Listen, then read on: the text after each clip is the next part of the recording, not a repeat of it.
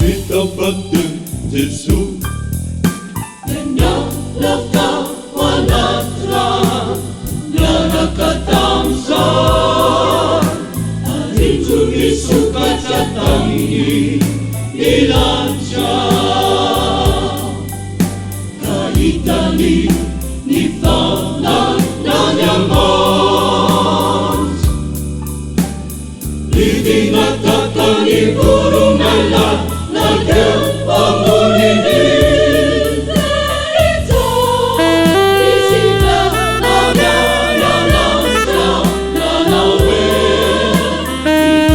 Sana kumalalaku sa iyong kasih sa pag-ibig.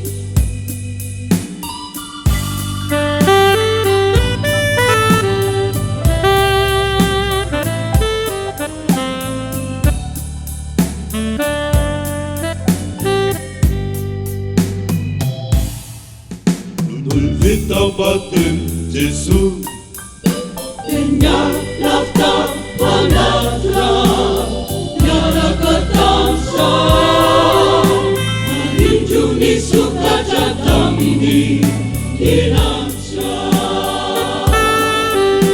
Kaitani Nifana Nanyamans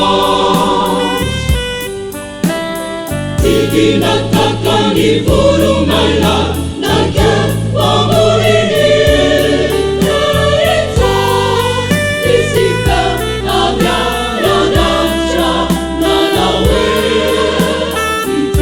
Sana kumalalaku sa iyong kasih sa pag-ibig. Isipan pananalang siya nanawin. Sana kumalalaku sa iyong kasih sa pag-ibig.